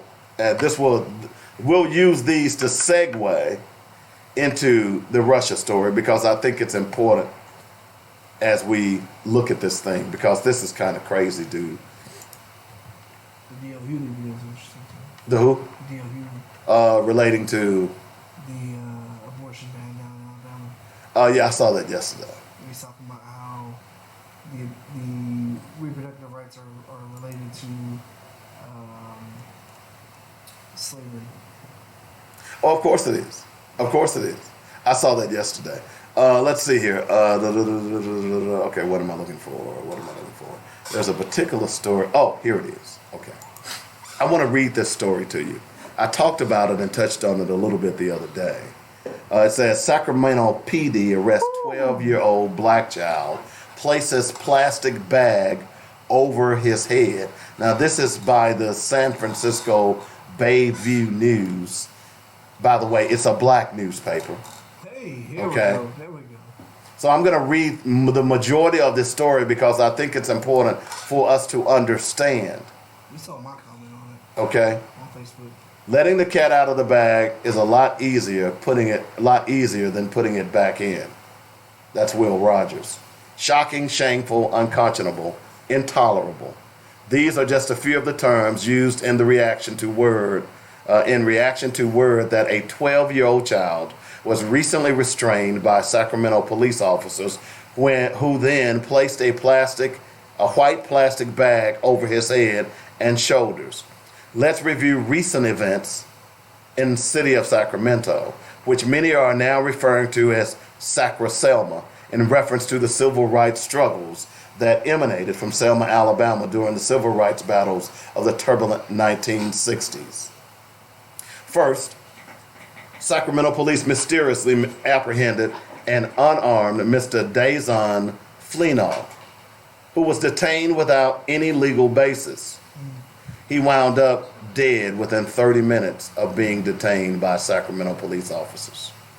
Next was the late Mr. Joseph Mann, who was guilty of nothing more than screaming at police officers and throwing a plastic water bottle at them to his being gunned down on the streets of Sacramento.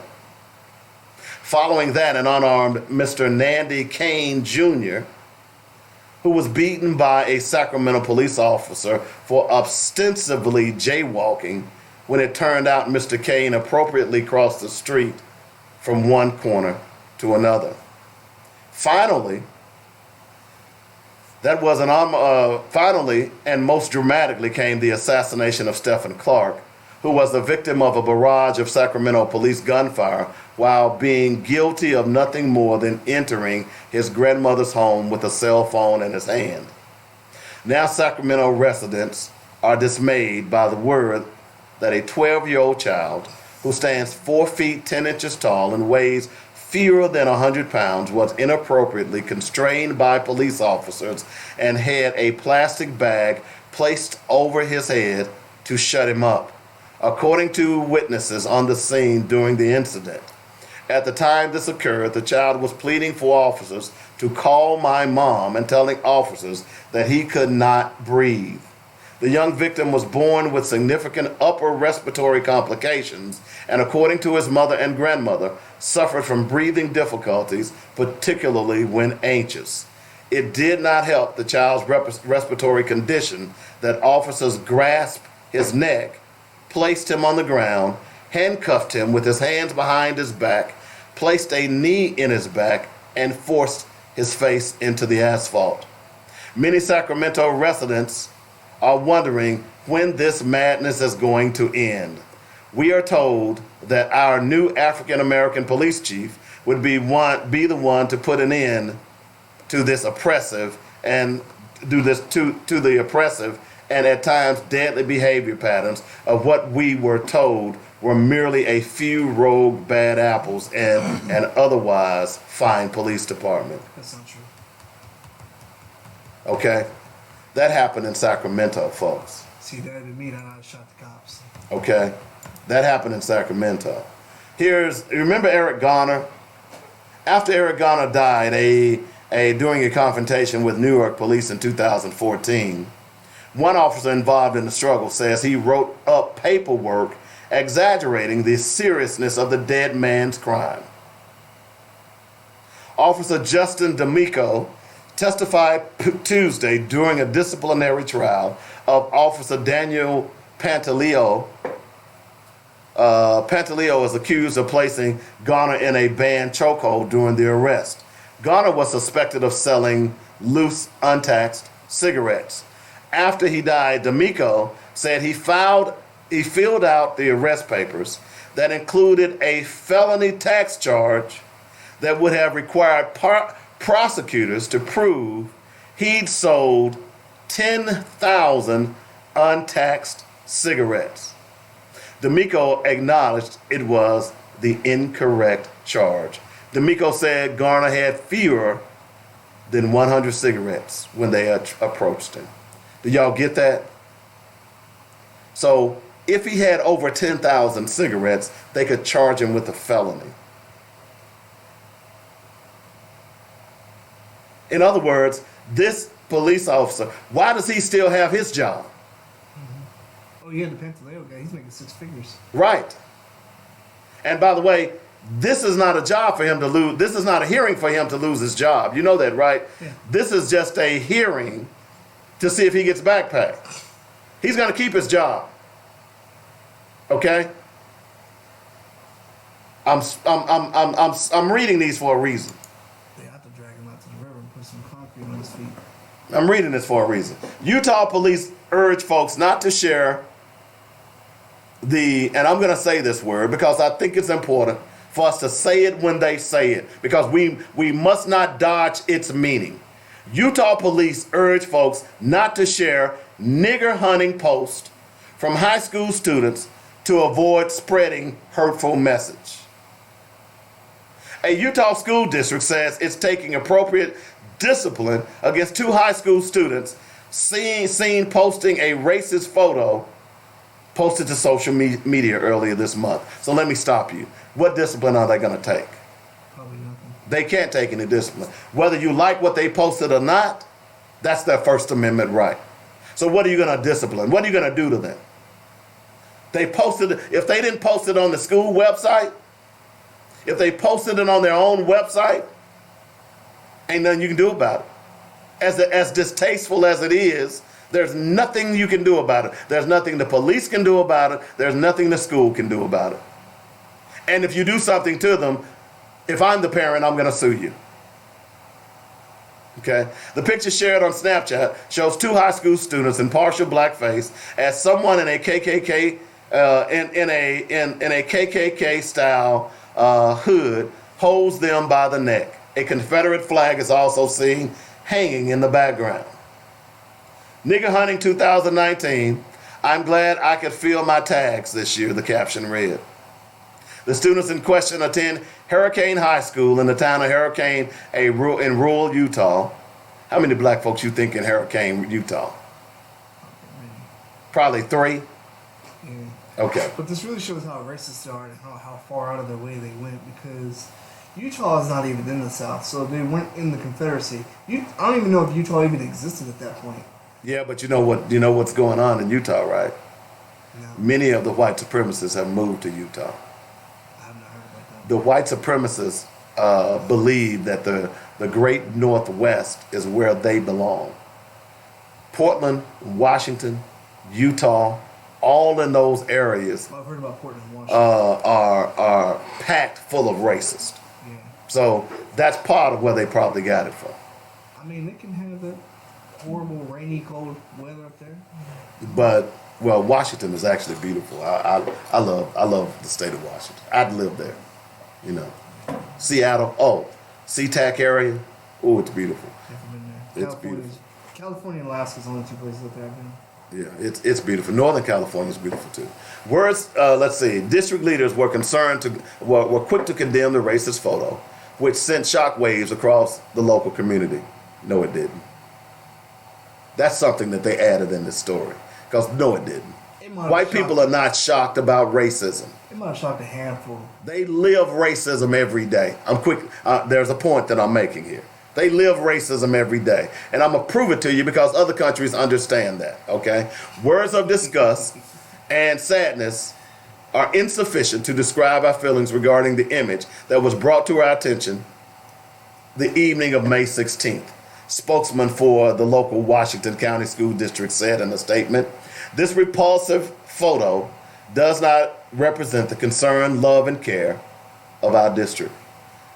Dunham argued that although the incident did occur on campus, that also did minimize the district's abhorrence to the racist act. You can't do anything about that, Mr. Dunham.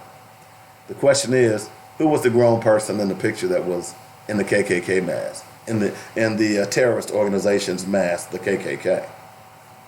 You know, there's a method to my madness. There's a reason why I'm reading these stories, because I'm trying to make a point, okay? Wild video shows indicted Newark cop repeatedly jumped from a car to fire at fleeing vehicle, killing the driver. A Newark police officer has been indicted nearly 4 months after he killed the driver of a fleeing vehicle during a wild chase caught on the cop's body cam. The video, which shows the excited officer repeatedly jumping from his cruiser and firing shots at the car. Wow. Okay. His name was Giovanni Crespo. Now here's the one thing that I'm noticing about the cops that are being indicted. Mm-hmm. They're either Hispanic. There was a Muslim. I read a story last week. There was a Hispanic cop. This guy Crespo, I'm not sure where that is, but he looks like he's Hispanic as well. I'm just making an observation. Okay. So that's that story. All right. Last but not least, and this is why I've been telling you all, new evidence suggests that Russia tried to sow unrest in the U.S. beyond the 2020 election. What? Okay? Now, I told you I was going to tell you why I think this is brilliant on the parts of the Russians.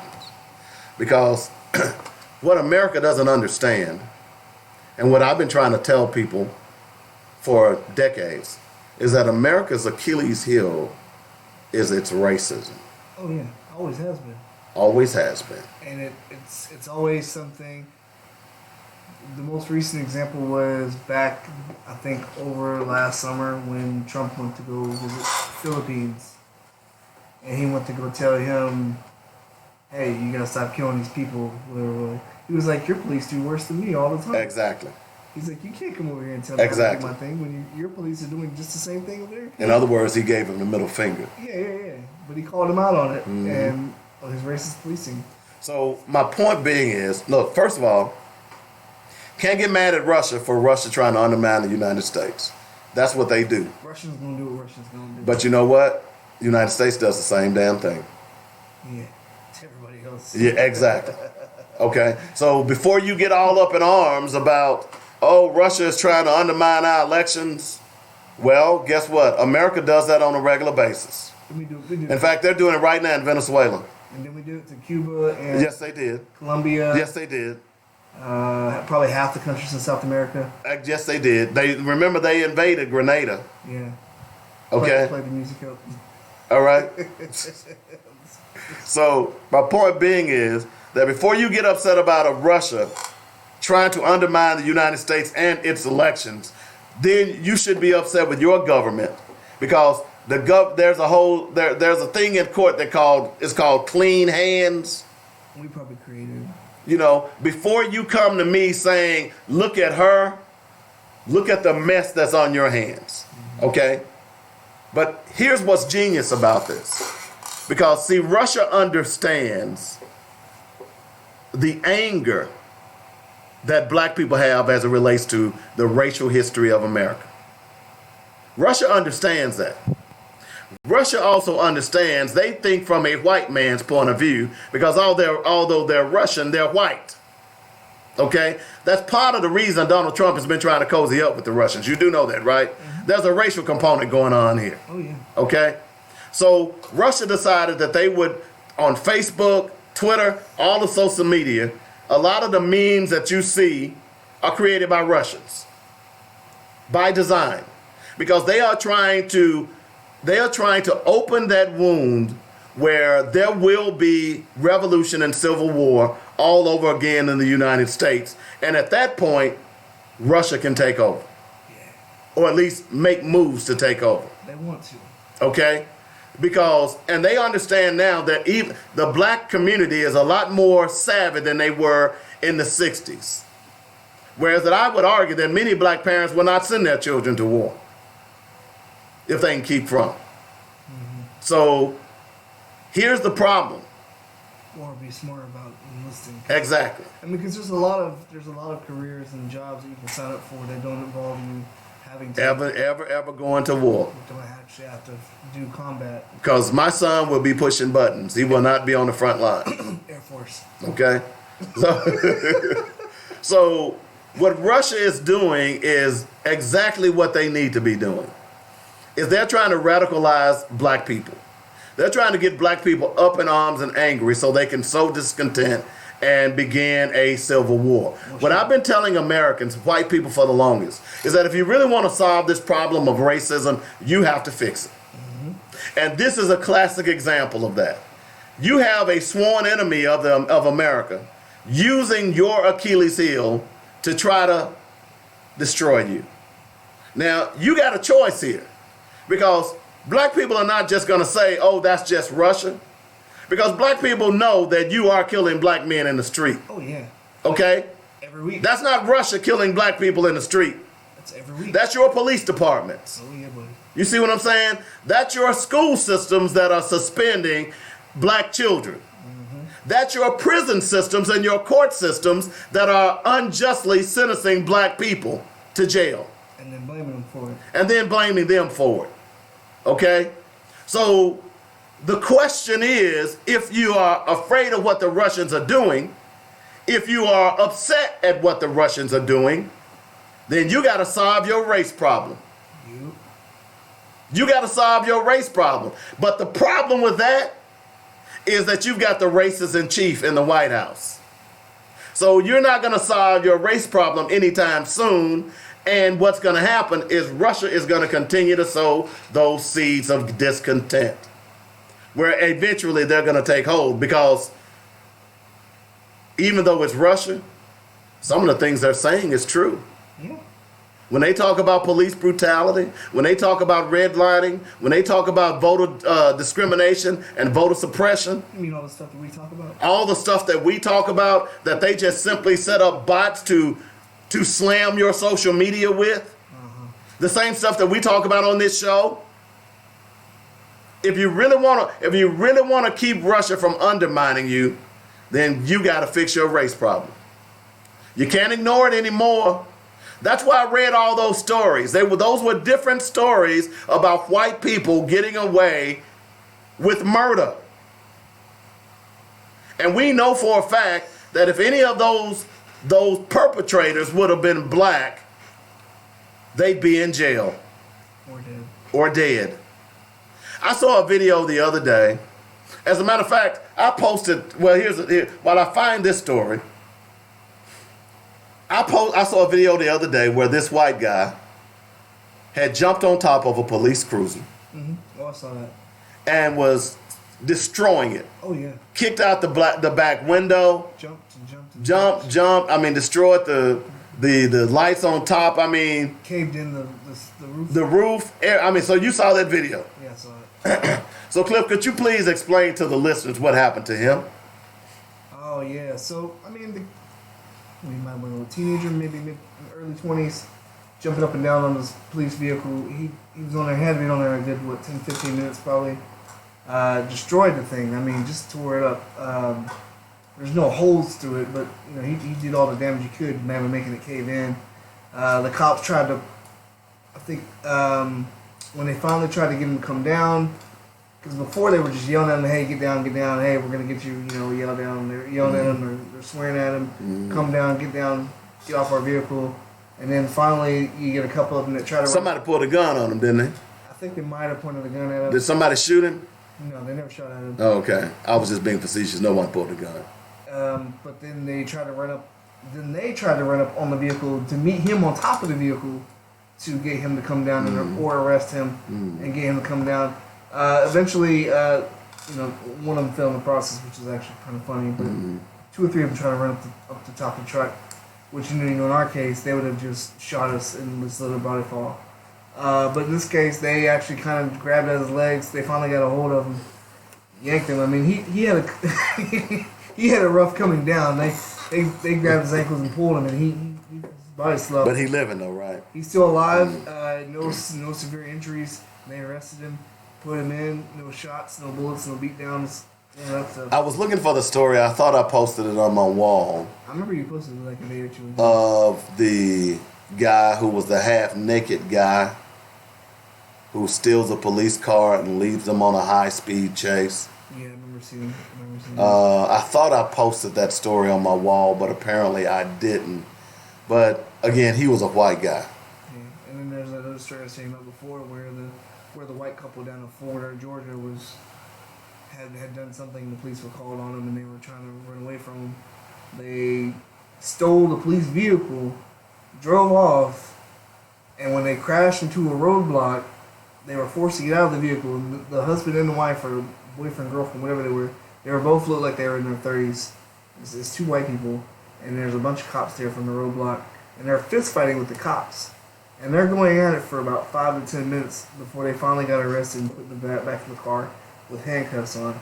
Now, obviously, you had Stephon Clark, got a phone in his hand, shot dead. You got Trayvon Martin walking home with Skittles and a sweet tea in his hand. He was killed by his neighborhood watch, and then the police vouched for him.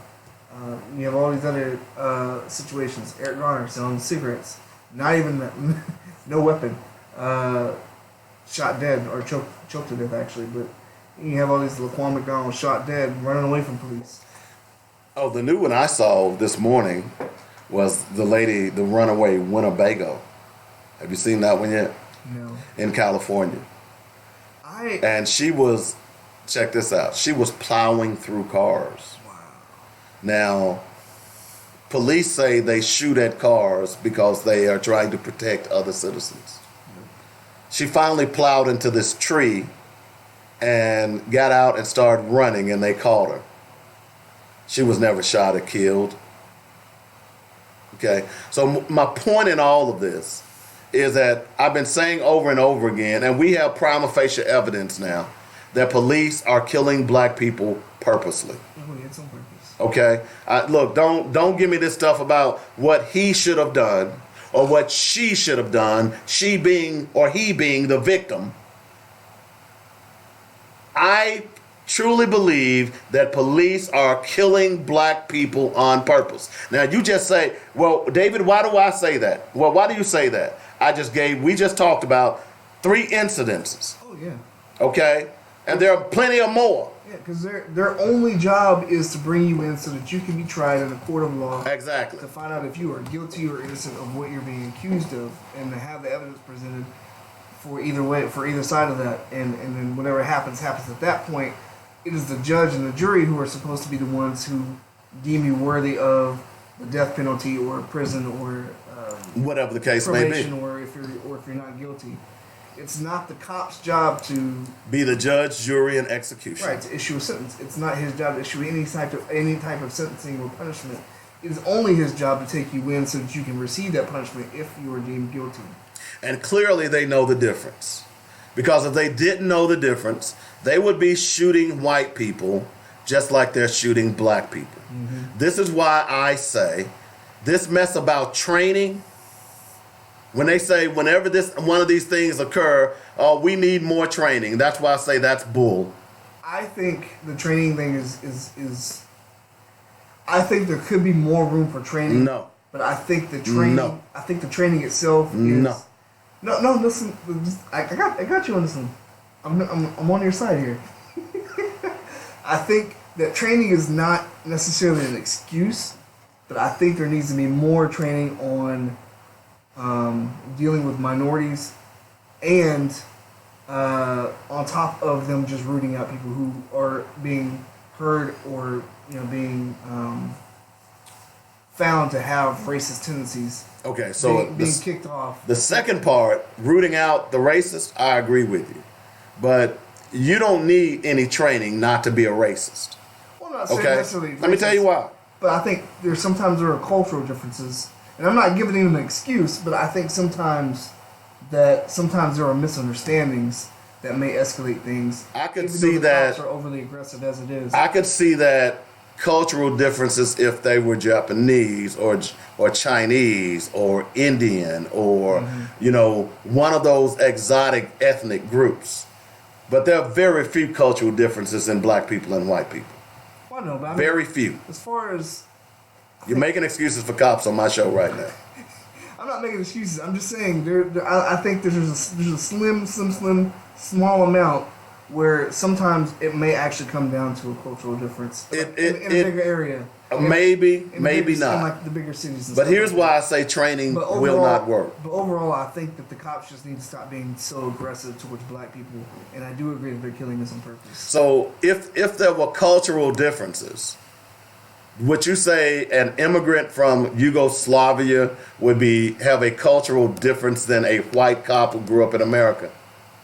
I would think so. So why is it that aren't Yugoslavians being killed by cops? It's not being recruited. Did you really just say that on my show? You lucky the show's almost over. Yeah, it's all about timing. Yeah, because I was going to kill your mind. No, I see what you're saying. But my point being is this. Yeah, I see what you're saying. That if you tell me it's training, then you should be killing white folks like you're killing black folks.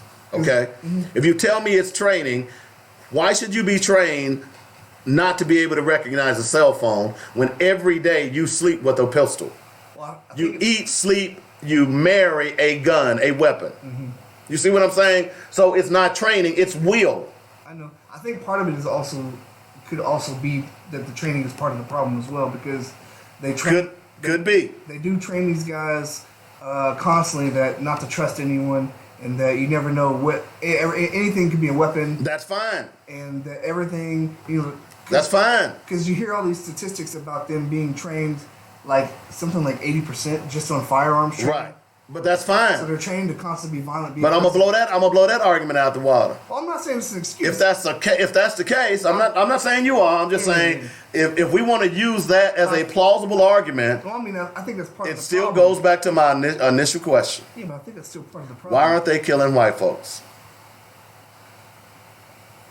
True. You see what I'm saying? Yeah. Any argument that people try to make about this, that, and the other, it's training, it's this, it's cultural differences. If that was the case, why aren't they killing white folks? And we see every day now,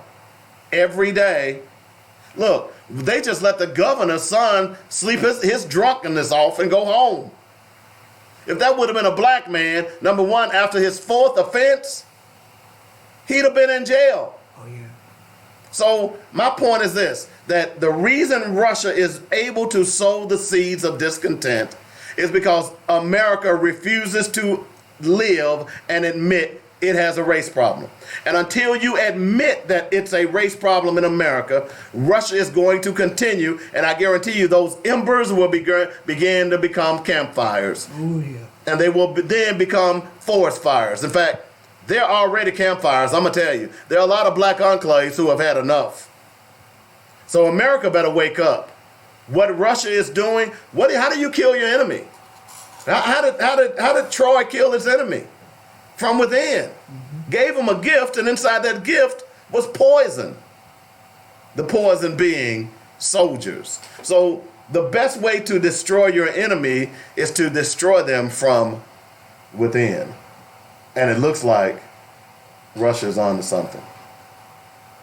All right, we got to get out of here. I want to thank Cliff May for joining us 2 days in a row. Yeah. We're not worthy. We're not worthy. Y'all know who that was. You know, Bill and Ted's Excellent Adventure. They're making part 3. I told you I was. Why? They're filming a part 3 this summer. They're making a Bill and Ted 3. I gotta admit, it was a cult classic. It is. It really was. Whoa. You know, so it was. And they're making a John Wick 4. Yeah, I already know they're making a John Wick 4. I So. saw 3 last night. I'm gonna see it this weekend. I was not disappointed. Anyway, we gotta get out of here. Cliff, you got a quote or something like that? Yes. I'm for truth, no matter who tells it. I'm for justice, no matter who is for or against. Malcolm X. That's my boy. Hey, buddy. And Donald Trump is being audited because he's a Christian. I'm just gonna let that hang out. / con man. I think Christianity is becoming more and more associated with con man. Oh, boy. T.D. Jakes, Joel Osteen. No, yeah, good old Joel. Rod. What's that guy in Ohio? Drives a $300,000. Rod Parsley. A $300,000 car every Sunday to church. Kenneth Copeland. Creflo Dollar. Creflo, steal my dollars. Anyway, we gotta go. See y'all tomorrow. By the way, Dr. Rosa Milligan, don't forget tomorrow. And Journey James on the 31st. Yeah. It's a good show. You get the stuff I sent you from him? So what? You get the links I sent you to Chris?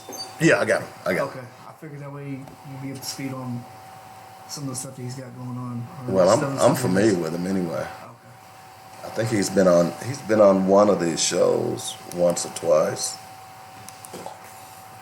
He's got a couple of poetry books out too.